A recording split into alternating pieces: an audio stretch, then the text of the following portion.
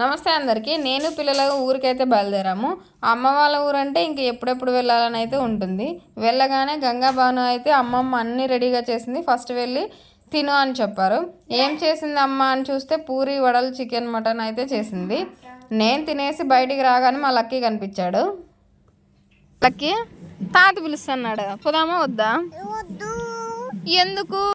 మేము లక్కీ అని ఎందుకు పిలుస్తామంటే మా కజిన్ సిస్టర్కి వాడు పెళ్ళైన 15 సంవత్సరాల తర్వాత అయితే పుట్టాడు. అందుకే వాడిని మేము లక్కీ అని పిలుస్తాము. మేము లక్కీతో మాట్లాడాలంటే వాడికి డబ్బులు ఇస్తానని చెప్తేనే మాట్లాడతాడు. నాన్న ఎంతసేపటికి ఇవ్వకపోయేసరికి ఏడ్చేశాడు. ఇచ్చిన తర్వాత సైలెంట్గా వెళ్ళిపోయాడు.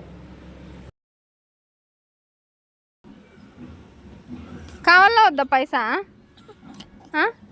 పైసా వద్దు. ఎక్కడికి? వాడు ఏదైనా 3 సార్లు చెప్తాడు, లేదంటే ఇంకా ఏడ్చేస్తాడు. కానీ ఏడ్చిన ప్రతిసారి కంట్లో కన్నీటి చుక్క కూడా రాదు.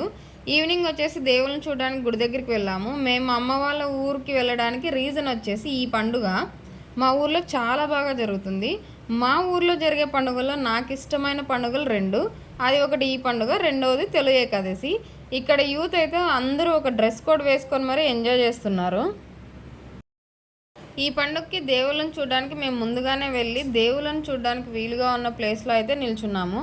ఎందుకంటే మా ఊర్లో ఉన్న ప్రతి ఒక్కరూ అక్కడికి వస్తారు. నిలబడడానికి కూడా చోటు ఉండదు. కొద్దిసేపటి తర్వాత నేనైతే ఇంటికి వెళ్ళాను. ఇంటికి రాగానే అక్క తన కొడుకుని ఒళ్ళో పడుకోబెట్టుకొని జోకొడుతోంది. మా అక్క కొడుక్కి సేవలు చేస్తుంది. కోడలు వస్తే మాత్రం అది కొడుకు వదిలేసిపోతాడు కదా. తర్వాత ఈవినింగ్ అయితే అమ్మ మళ్ళీ వంట చేసింది. తినేసి పిల్లలతో ఆడుకుందామని బయటికి వచ్చాను. ఈ బుడ్డదైతే మా కజిన్ బ్రదర్ కూతురు. కోడలి పిల్లతో ఆడుకుందామంటే ఇంకా మాటలు రావు. అందుకే నాకు ఫన్ అనిపించలేదు. నేను మళ్ళీ అయితే లక్కీని వెతుక్కుంటూ వెళ్ళాను.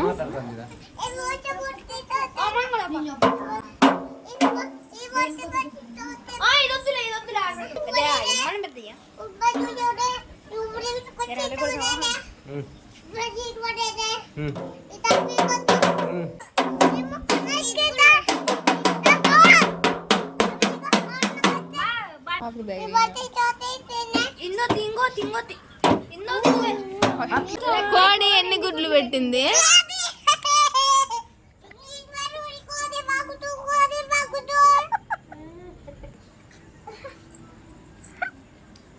పైసా అది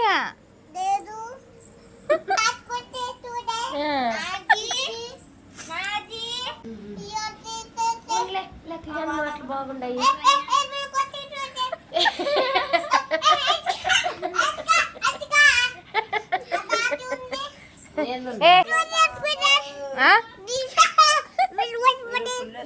ఈ మాటలు మీకు అర్థమయ్యాయా? నాకు ఏమాత్రం అర్థం కాలేదు. పిల్లల భాష ఒక్క తల్లికే అర్థమవుతుంది. మీరు ఈ పండుగను ఎలా సెలబ్రేట్ చేసుకున్నారో నాకైతే కామెంట్ చేయండి. నా ఛానల్ని సబ్స్క్రైబ్ చేయడం అయితే మర్చిపోవద్దు.